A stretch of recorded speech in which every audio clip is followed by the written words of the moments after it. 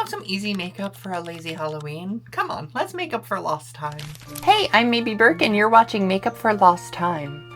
This is my series for trans women and other people who feel like they missed a few classes when it came to learning about makeup. Last week we looked at fun eyeliners we can do. Today we're gonna do this little ghost up here. Now when I'm making the ghost, I'm gonna be using like a liquid or a cream pigment. And you'll see I'm gonna go in with like the finest little brush. And that's because, especially when you're working with something white, it's not gonna show up if you just use like a powder eyeshadow. Even as eyeshadow, like when I'm trying to use a white, I mean, that will end up looking more like a shadowy ghost, I guess, if you want that vibe. But if I really want white eyeshadow to pop, I'm gonna use a base under it anyway.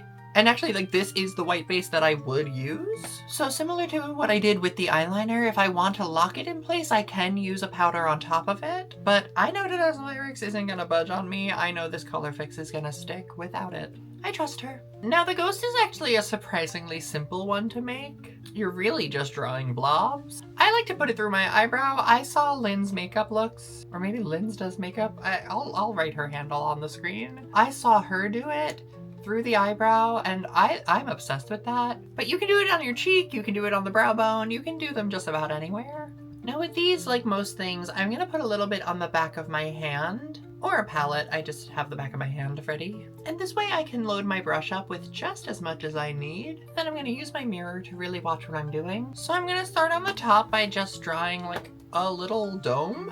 And then I'm gonna fill that in and play around with how tall and the shape that I want it.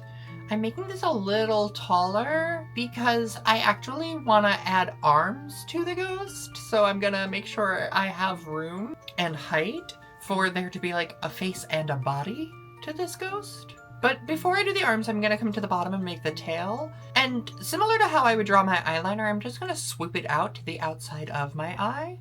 Just because I find that to be the most like aesthetically pleasing. And then I'm just gonna come in with two little nubs on the top that are gonna act as the arms for my ghost. And then the arms look a little cramped, so I'm actually gonna just make the head a little bit taller as I come in with like a second layer of paint just to make sure that it's nice and evenly coated. Although the fun thing is, like, since it's a ghost, it's okay if it's not, like, completely solid because, like, pieces of it being transparent actually adds to the story. And then I'll just take the black Colorfix. I could also use this for the eyeliners I was doing.